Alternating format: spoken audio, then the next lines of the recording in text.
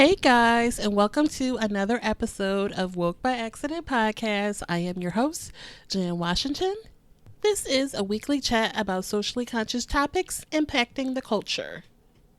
I would like to extend my gratitude in you listening to this podcast. It means everything to me, and I hope it is clear that this subject matter is so important to me.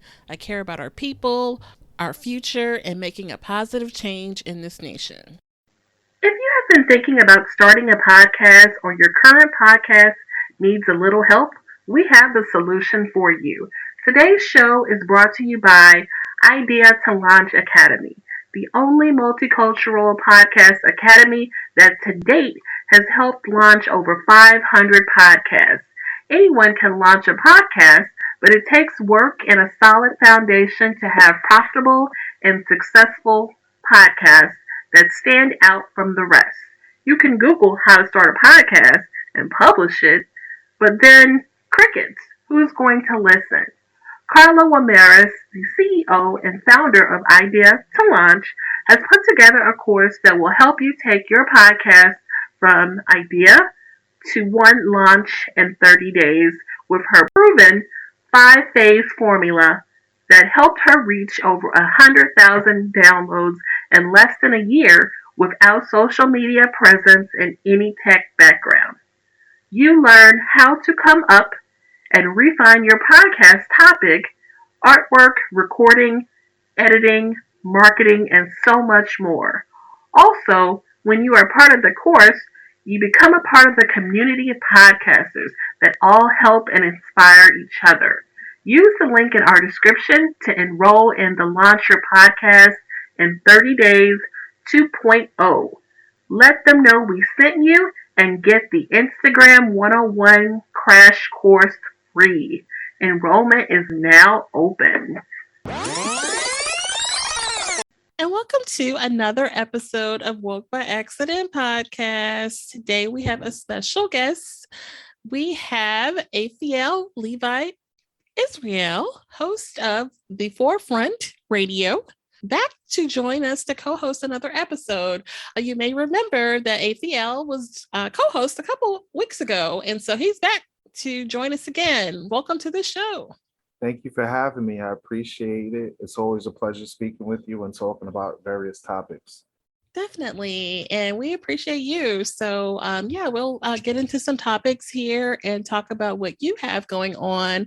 You have a lot going on. Got some music and your podcast and Clubhouse and hosting rooms and doing a whole lot of things. So, we'll get into that later. But have some interesting topics here. So, this first story in your neck of the woods, Texas.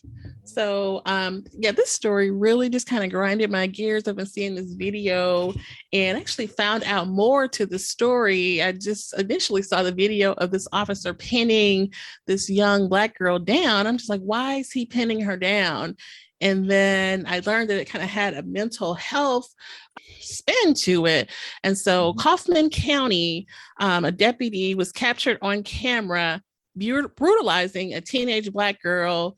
He has now been put on leave, but you all may have seen this video where he has totally put his whole body pinning this 18-year-old African-American woman down, where there were calls that she tried to jump in front of moving vehicles in the neighborhood. So the neighbors that called in that she was trying to harm herself, jumping in front of vehicles.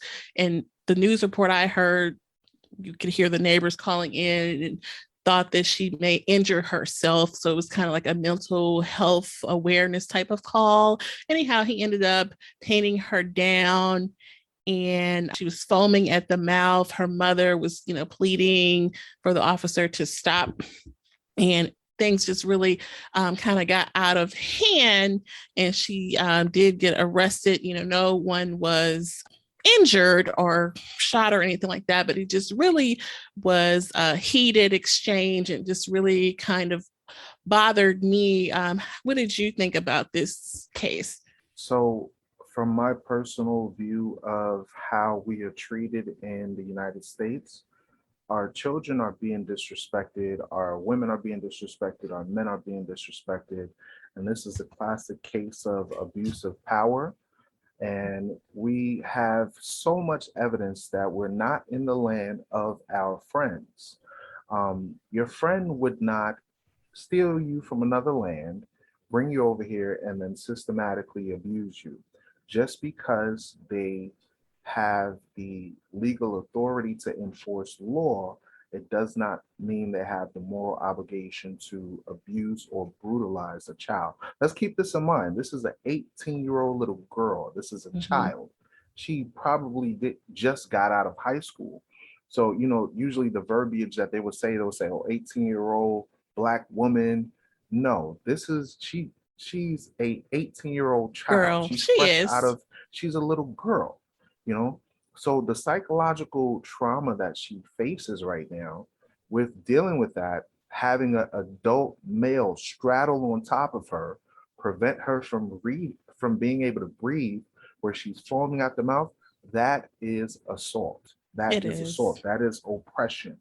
And I wanted to read a text out of scripture to kind of prove this point. Mm-hmm. I always try to give a biblical perspective of this. When we go to Deuteronomy chapter 28, verse 15, it talks about the blessings and the curses that would happen to the children of Israel. We would be blessed if we follow God's law, statutes, and commandments.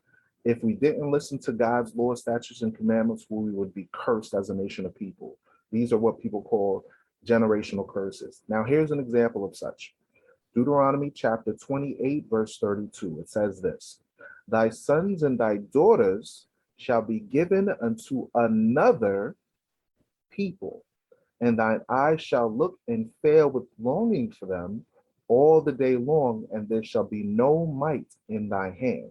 So when you look at us in today's society, back then during slavery, our sons and daughters were given to another people. That means another race. Fast forward to today, 2021, these same people are harassing, abusing, Mm-hmm. brutalizing our sons and our daughters.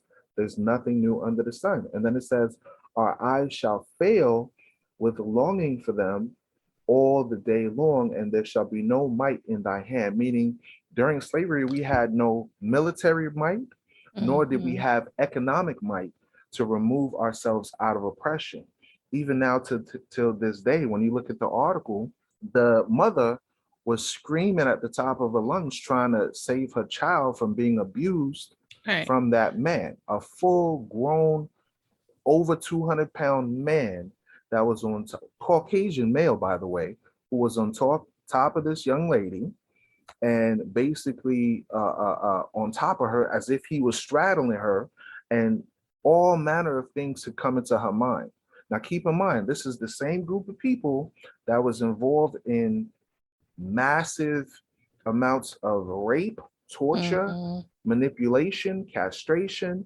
They have a perverted sense of reality when it comes to how they deal with people that are outside of their culture.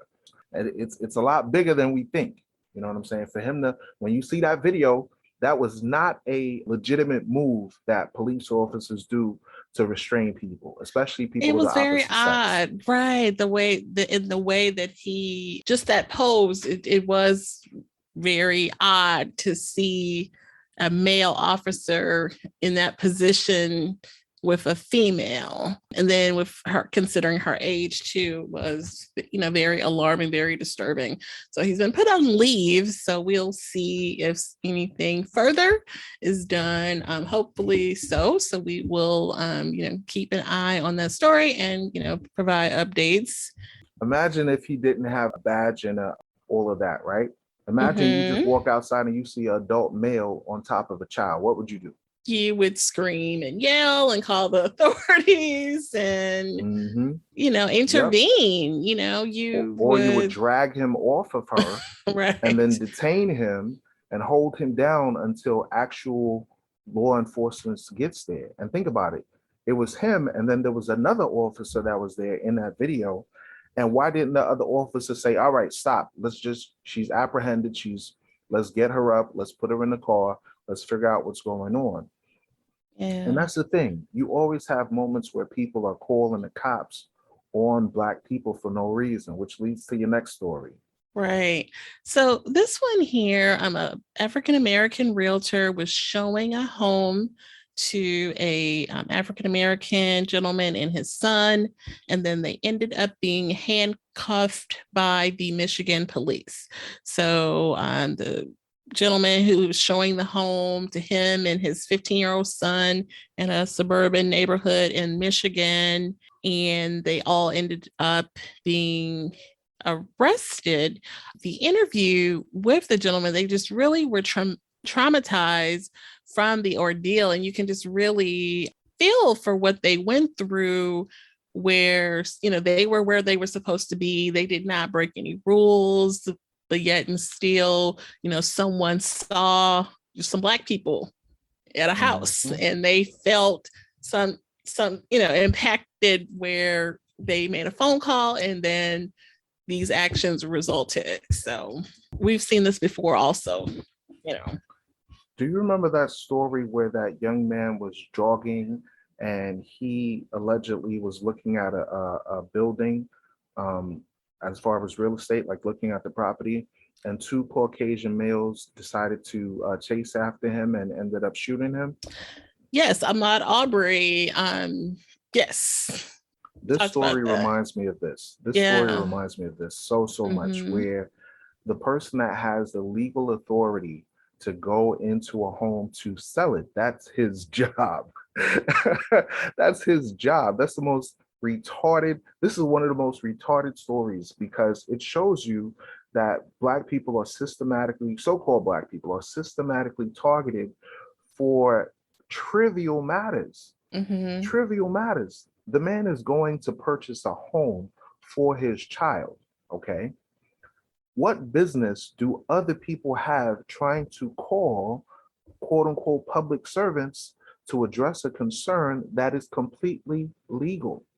Right. I mean, we see this with African American FedEx drivers or Amazon drivers in certain neighborhoods. I mean, we even, I Mhm. think a woman on Clubhouse was saying that her son was a FedEx driver and she has concerns about him going into these neighborhoods. And you've seen videos of exchanges of neighbors confronting the drivers, like, really, like he literally is in the truck with the label and the sign, Mhm. and there's still this fear or angst of something's going to happen, and they feel like they have to intervene and stop, or be this Power Ranger hero or Mhm. something, and stop everything. It's just really disturbing and disheartening. It really It is. is. And notice what the gentleman said, right? It says, I quote, I knew once they surrounded the home, they were preparing for a standoff. Hmm. Think about what mindset this father had. That his name is Roy Thorne, right? Mm-hmm. He was telling this to CNN's Don Lemon when that article appeared, right? He says, and so my instincts told me we needed to get out of there. We needed to get to where they can see that we are not a threat. Imagine that, just based on your complexion of what you look like, you're considered a threat by these people that don't have fear, but they have what's called a perpetual hatred, meaning the anger that they have towards us is forever. And this can be found in the Bible. In Ezekiel chapter 35, it says this: Moreover, the word of the Lord came unto me, saying, Son of man, set thy face against Mount Seir. Mount Seir was an ancient place where Caucasians lived. This area was a mountain where we get the term Caucasian off the Caucasus Mountains. Hmm. These people are what the Bible calls Esau, or the Idumeans or Edomites. Okay, there's a book called the Roman Empire of the Edomites, which documents how the forefathers of the Greeks and Romans were Idumeans, and that's another topic in itself. But going into how the people felt towards us biblically, it says this: Ezekiel chapter 35, verse 5. Because thou, referring to the white man, right? Because Okay. thou hast had a perpetual hatred and has shed the blood of the children of Israel by force of the sword in the time of their calamity, in the time of their iniquity had an end. So it says right here in the Bible that Edom or Esau, which is the so-called white man, the Caucasians, have a Mm, perpetual hatred. Perpetual hatred. When you look up the word perpetual, it means never ending. It means forever. mm-hmm. Okay. That means there's no fear. They don't have a fear of us. They have a hatred of us. Why? Because we are God's chosen people. And it said they have shed the blood of the children of Israel. Since the time of slavery, no, since the time of the Greeks and Romans to slavery till now, they're still shedding the blood of innocent black and brown people. The blacks, Native Americans, and Latinos are the lost tribes of Israel. And it says that Idumea or Edom or Mount Seir, which is the so-called Caucasians, have a perpetual hatred and have shed the blood of our people. This is documented facts. There's a book called 100 Years of Lynching that you can see documents that. There's a book called From Babylon to Timbuktu by Rudolph R. Windsor, which documents how thousands upon thousands of Black Jews left from Northeast Africa, which is the area of Jerusalem and Judea, and fled into West Africa. Centuries later, they were taken on slave ships by the descendants of the Romans and Greeks and brought to the Americas. And even now to this day, those same individuals have a perpetual hatred towards us as a nation of people. And Mm. the Bible is a true book. I wanted to look up That's the definition of the horrible. word. Yes, it is horrible. And the definition of the word is denizen. Okay. When we Mhm. look on Google, this is Oxford Languages definition, right? It says this: an inhabitant or occupant of a particular place, a foreigner allowed certain rights in the adopted country. So when you look at us as a nation of people, we're not treated as citizens, we're treated as denizens. We're treated as a foreigner living in a place who's allowed certain rights. For example, why is it every several years the Civil Rights Act that allegedly gave us the right to vote, they Right. have to vote every couple of years To to allow renew us the it. right to vote? Mm-hmm. I think the next time is like 19 it came out in 1965. They voted on it recently, and the next time they have to Mm. vote on it is either 2031 or 2035. That Mm. shows you we're not citizens. Where's the right to vote for the Chinese? Where's the right to vote for the Arab? Where's the right to vote? It doesn't happen to them. But we, although many of our descendants are born in this country, are mistreated and not allowed certain rights. Mm-hmm. Yeah, that definitely is a racial bias that we have seen. I don't know that I would hope that it was not this hatred that you mentioned, but I mean, we are seeing it. You know, it's definitely prominent, Yeah, evident. definitely. Definitely. So what I like to do is I like to take a logical path and look at the facts. Mm-hmm. Year after year, consistently, there has not been not even a single month where you can't find an article in the news related to us being oppressed as a nation of people. Mm-hmm. And the time will come where our people will really wake up and see that this nation does not have our best interests at heart at all. Think about it. Just years ago, we had that story about Ahmaud Arbery, right? Mm-hmm. So imagine if it was two Caucasian males just pulling up on these guys. These guys, this man was in fear of his 15-year-old son. He was like, I got to make sure I take my son outside and put my hands up to make sure that the police don't shoot me and my kid. Because think about it, when the black realtor and the so-called black man went outside with his son, right, in that Michigan suburb, right, Mm-hmm. the people that call them, I could promise you, the people that call the police, I could promise you, was not black people. Okay. The officers that showed up at the scene with their weapons drawn was not black people. So now think about this.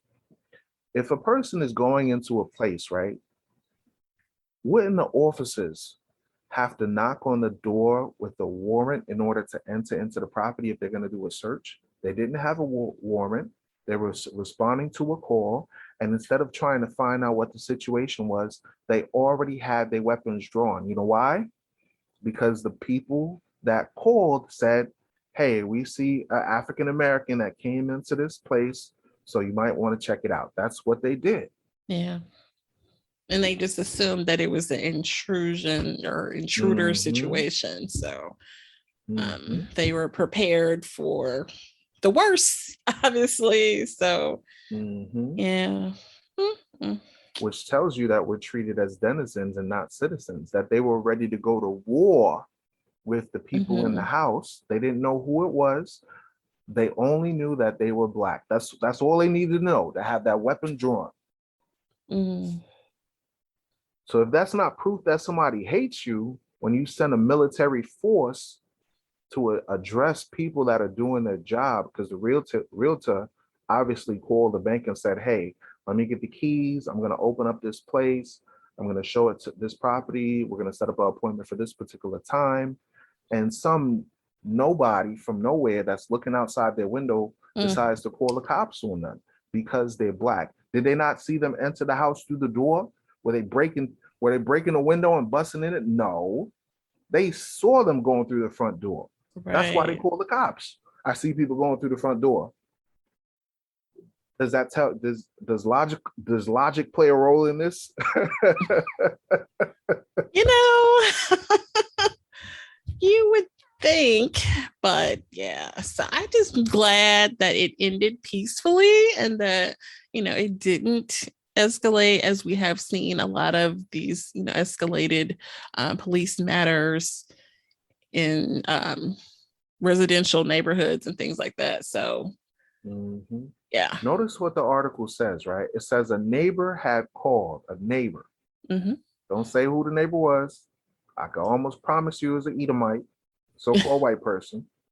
A neighbor had called authorities saying a suspect arrested at the property a week prior had returned to the scene, according to the Wyoming, Michigan Department of Public Safety.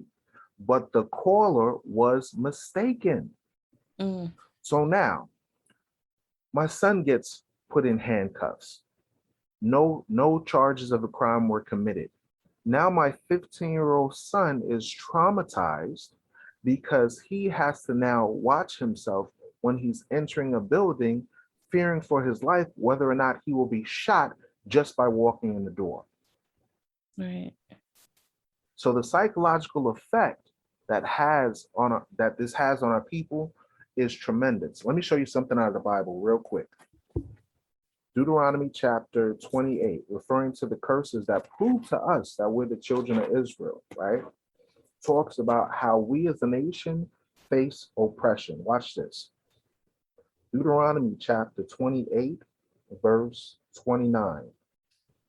And thou shalt grope at noonday as the blind gropeth in darkness, and thou shalt not prosper in thy ways, and thou shalt be only oppressed and spoiled evermore, and no man shall save thee.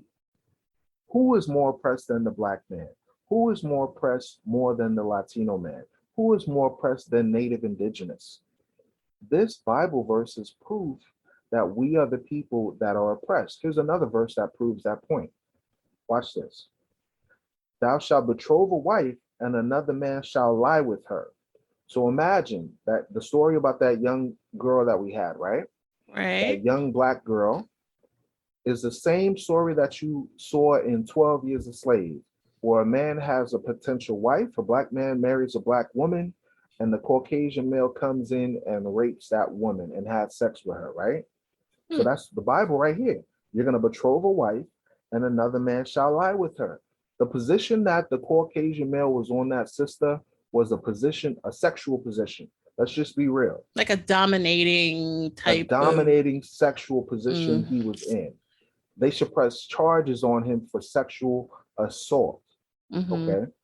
Then it says, thou shalt build a house. So you're going to try to purchase a home, right? and thou shalt not dwell therein.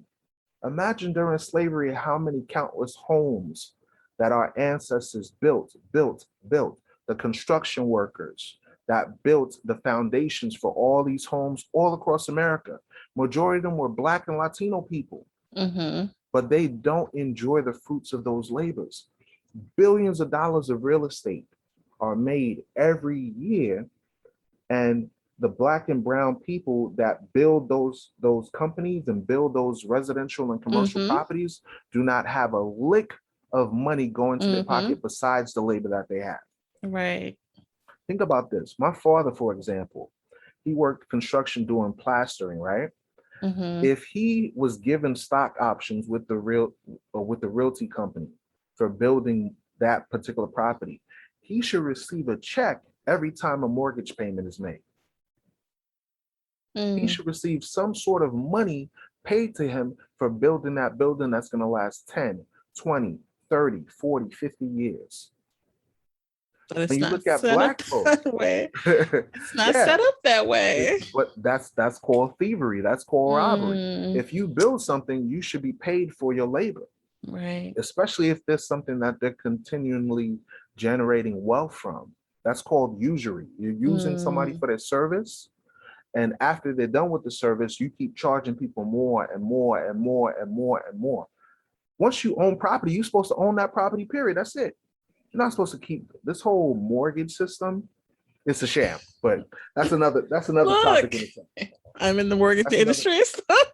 I'm But, just saying from a standpoint of back when how people own land back in the days compared to now, mm-hmm. it's a sham. For example, my grandfather has property right in the island of Haiti. Once he passes, that property goes to my mother.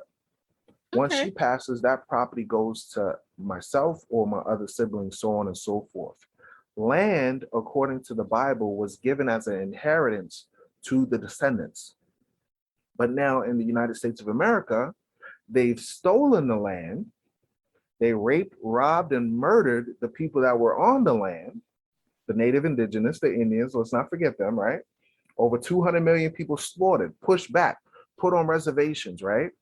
And then in turn, build churches, build schools, build commercial property, residential buildings, suburbs, communities, and say, God bless America, pay your mortgage. Mm-hmm. is that not what they do? Or pay your rent? Right. So shouldn't they pay those indigenous people that they robbed? No, they're not going to do that. But reading the Bible, it says, thou shalt build a house, and thou shalt not dwell therein.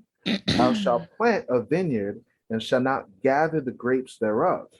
Now check out verse 33. The fruit of thy land and all thy labors shall a nation which thou knowest not eat up, and thou shalt be only oppressed and crushed always, so that thou shalt be mad for the sight of thine eyes, which thou shalt see.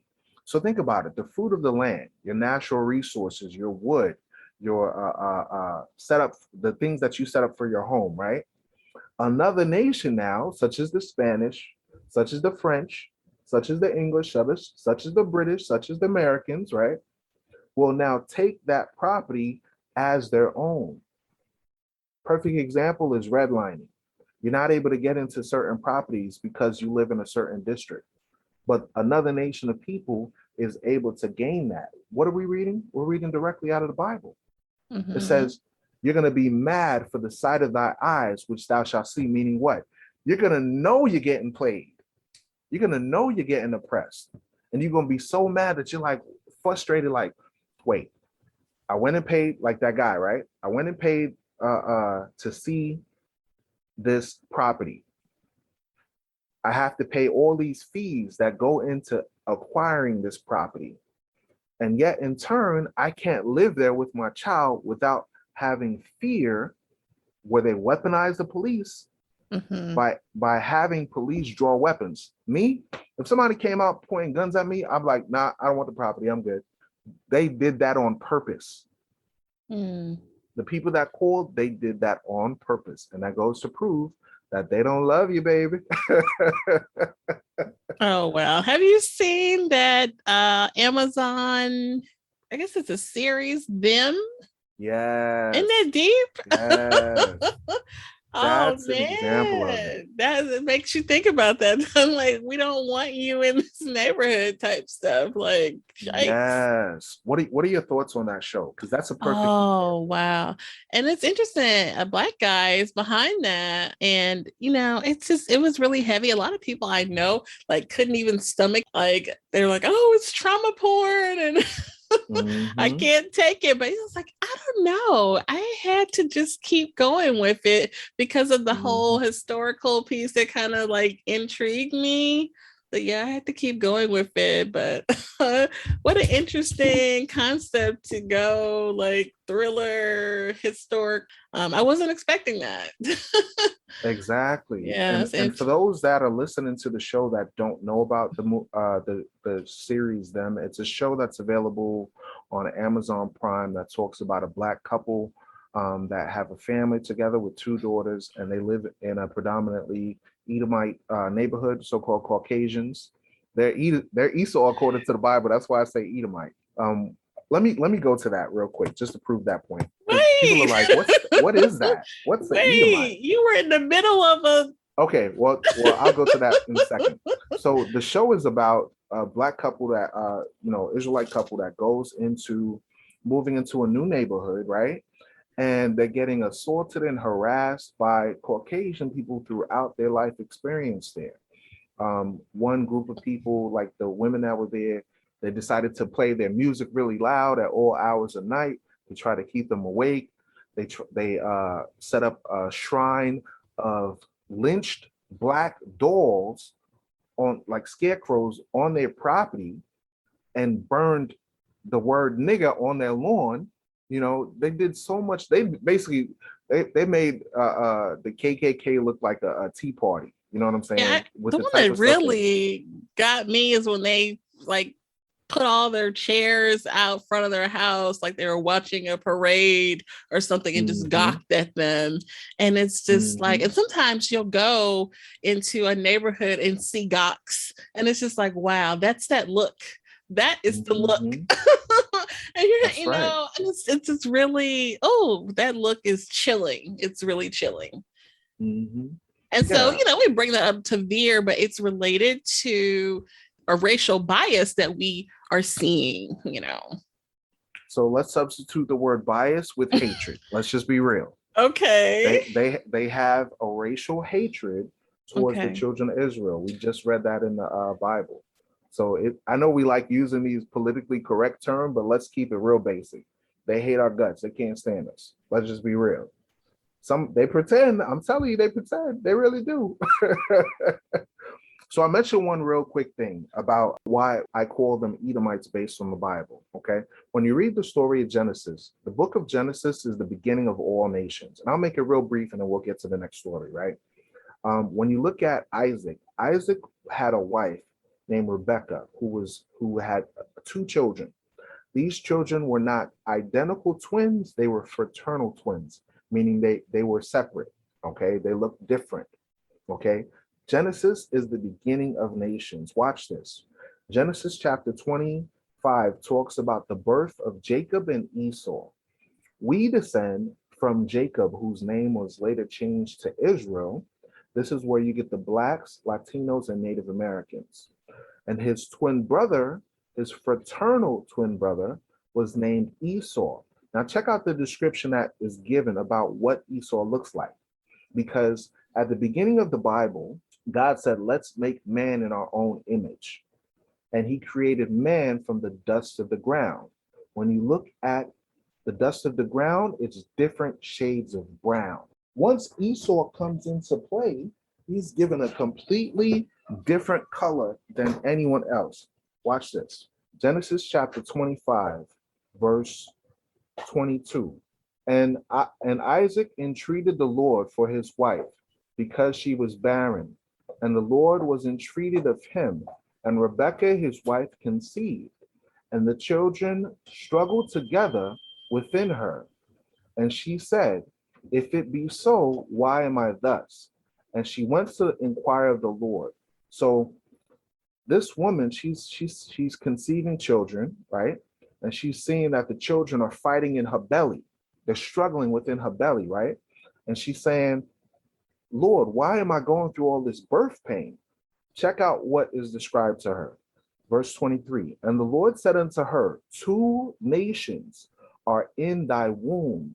So it says, two nations, two separate nations will come forth as your descendants, right? And this is how you know that they're not the same. It says two manner of people, meaning a type of people that have different mannerisms, different way, the different styles, the different way they eat, the different way they dress, the different way they conduct themselves, shall be separated from thy bowels. Meaning, when these kids are born, they're gonna not be dealing with each other on a positive level. They'll always be separate from each other. They'll always be different from each other, right? Now check this out. Here's a great description.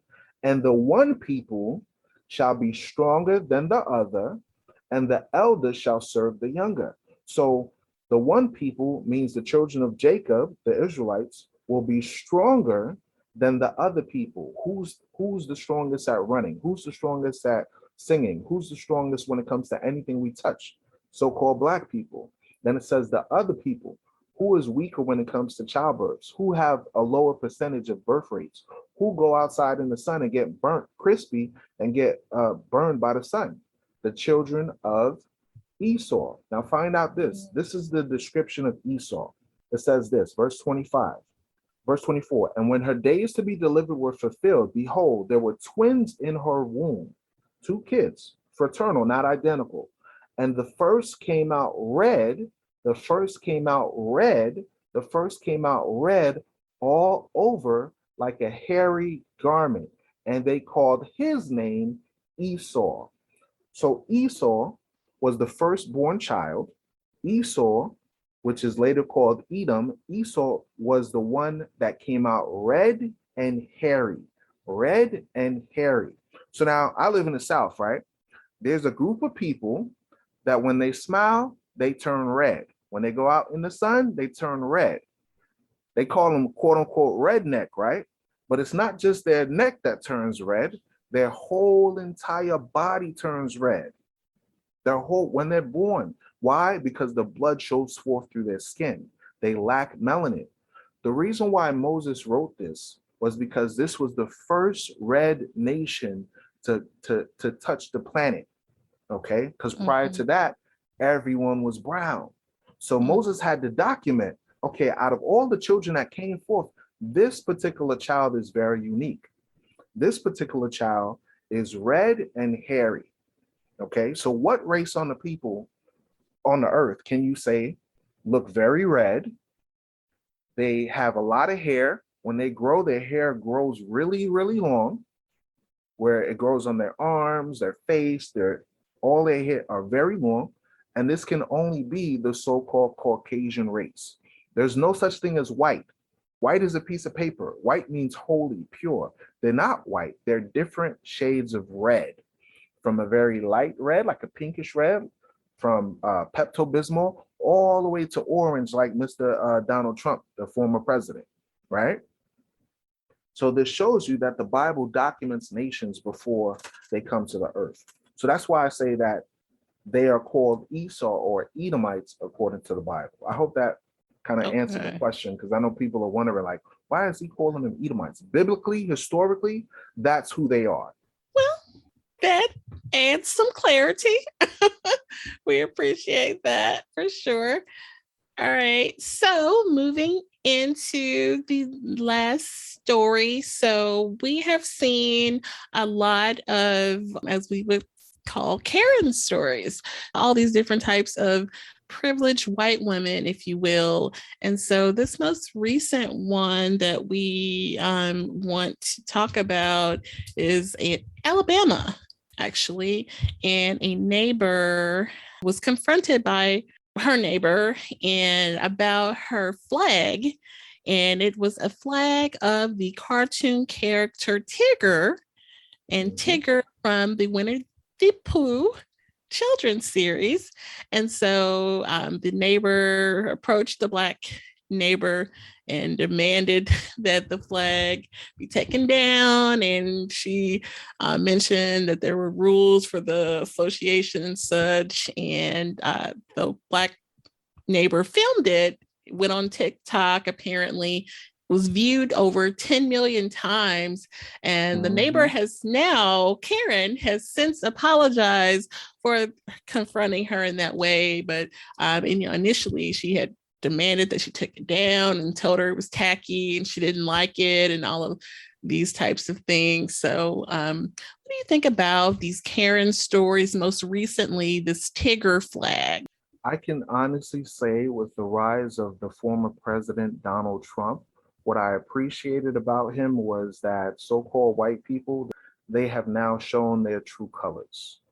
Meaning before they had a passive aggressive racism towards so-called Black people, the children of Israel. But now they're overt. They feel proud. They're saying, we're going to go out with a bang. We're going to express ourselves to the best of our ability, and we don't care what you think about it. I like that. I rather the devil you know than the secret devil that you don't know. You know why? Because when a person shows you who they are, believe them. That's true. Believe them. You know, they have shown us for several hundred years that there are some that are kind-hearted and have a good, reasonable way of dealing with other races of people, but a majority do not. And this is an example of such because you hear a lot of stories of Karens popping up out of nowhere, right? It's only with the invention of these little things, these little things we have here with these cell phones that you could record it. Before 2006, you couldn't record it unless you paid $1,000 for a camera or had a good little video recorder. You could not record it. But now that every single person has a smartphone, even my 70-year-old father and other old people, they can record these incidences as proof of their racial bias, quote unquote bias. You know what I really mean. Right, hatred. There you go.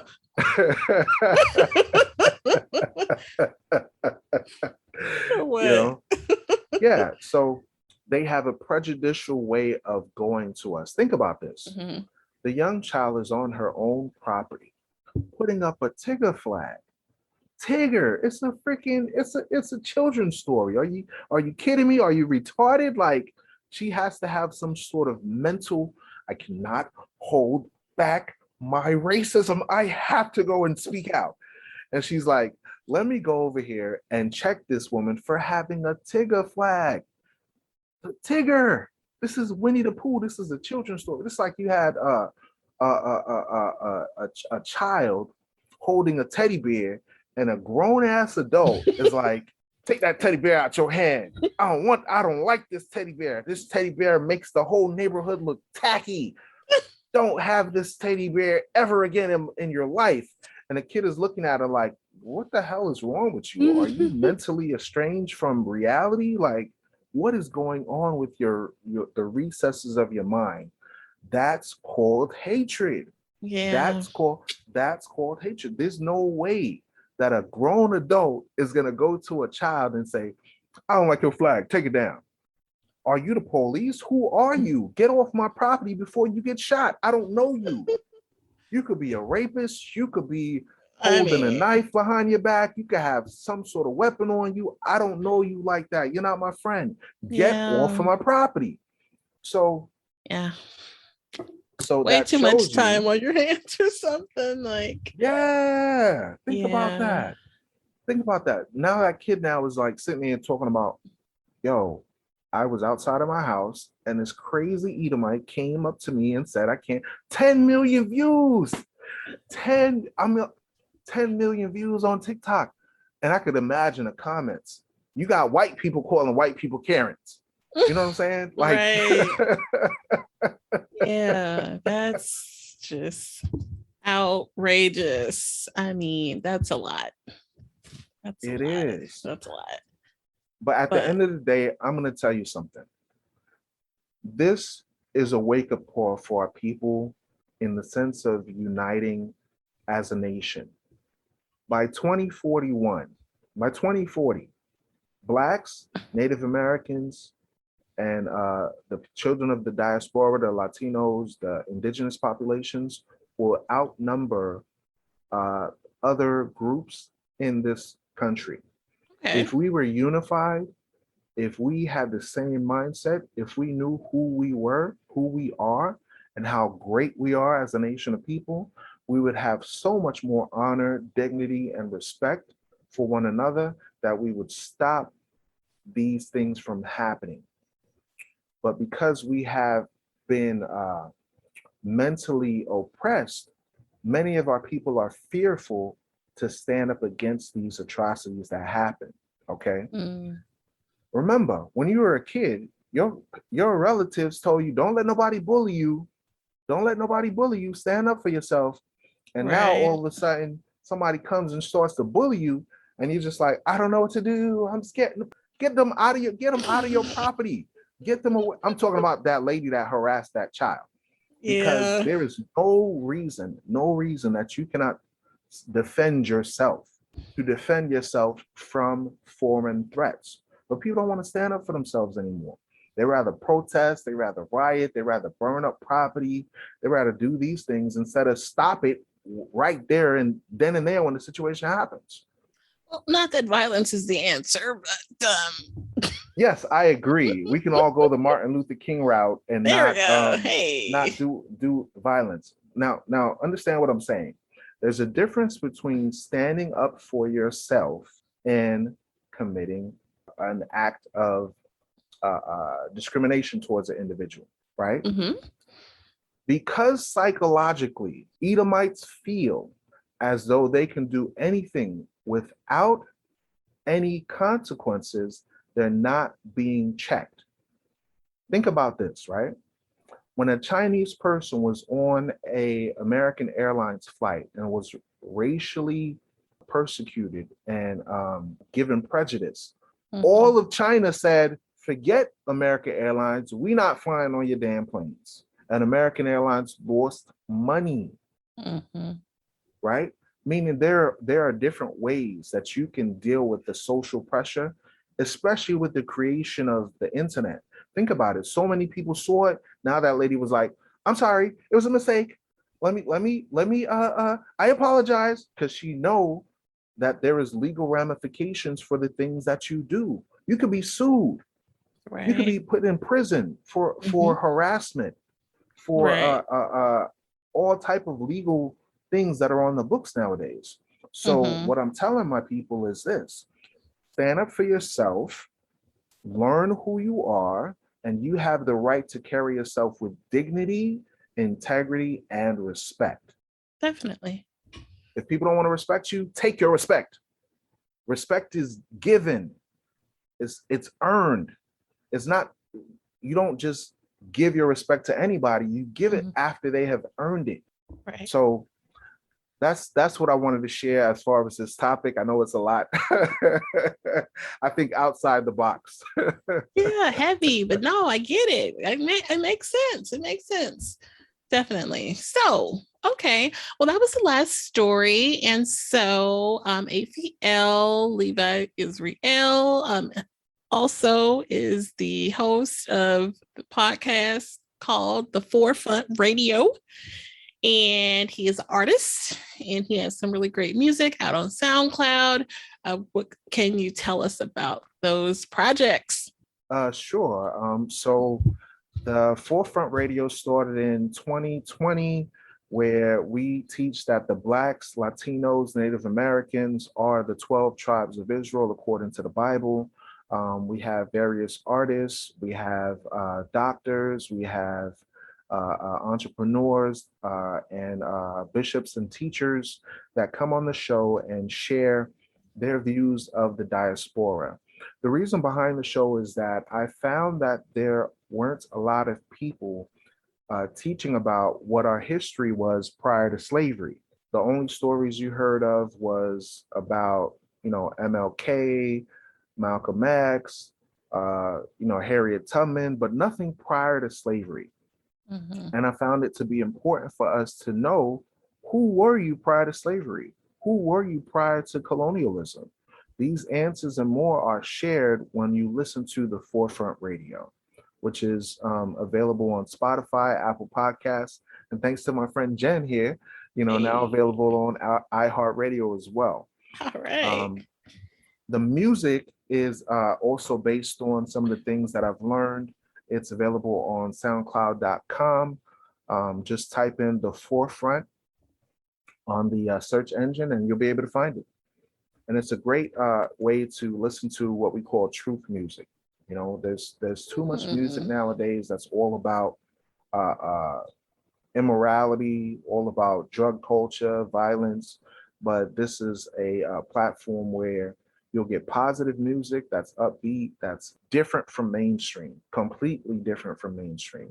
You'll get positive information available on that platform. Oh, awesome. Okay, great. Well, I definitely have checked out the music on SoundCloud. It's really good.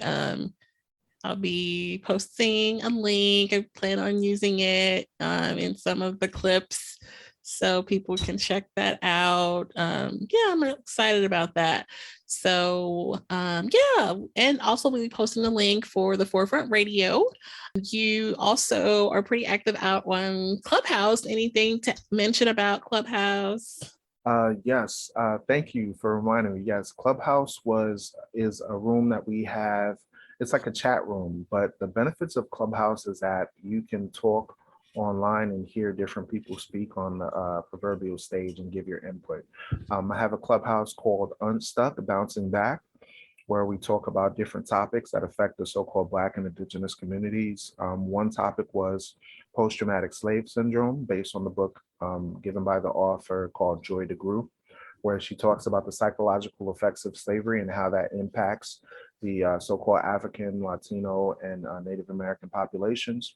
And then we also had a room where we talked about the book From Babylon to Timbuktu, and in that book, we talk about the origins of Black Hebrews, the Black Arabs, and other African cultures throughout the continent of Africa, and how we, as a nation of people, were brought here from those areas. And we're no longer called Jews, but we're called just Black or Negro. Believe it or not, a lot of people don't know that the first slaves came from Spain, came from Portugal. Why? Because the original Jews and Moors lived in those areas during the 1400s and were kicked out and exiled and sent to the west coast of Africa, such as places like Saint Tome, such as places like Ghana, such as places like Nigeria, Mm-hmm. Mauritania. That's why we get the term negro. Negro is a Mm-hmm. Spanish term that means black. Negro is Mm-hmm. a Spanish term, which tells us that the first Jews that were expelled out of Spain were called Negro, Mm-hmm. a fact of history that people neglect. Hmm. But we talked about that on the Clubhouse, and we like to educate people. I know I talk a lot, and I know I go in, but we're coming from a historical standpoint. We're coming from the biblical standpoint, and it's not just hearsay. We talk straight facts. Definitely. That's awesome. Yeah, I that's where I heard you speaking and it's just really interesting that we were able to connect and collaborate that way and yeah, and so second time collaborating. So I appreciate you taking the time to share. And so we will put that information out for the listeners, and I appreciate it. So that's a wrap, guys. Thank you for listening. At this time, we are going to go ahead and conclude this episode. We do appreciate you listening. We do invite you to follow us on social media. On Instagram, it is Woke by Accident Podcast. On Twitter, it is Woke by. The Gmail is wokebyaccident at gmail.com. And we are available on all of your favorite streaming platforms. Please go out and follow us, share, leave a review, tell a friend. And every time you listen, we greatly appreciate it. Thank you again and take care.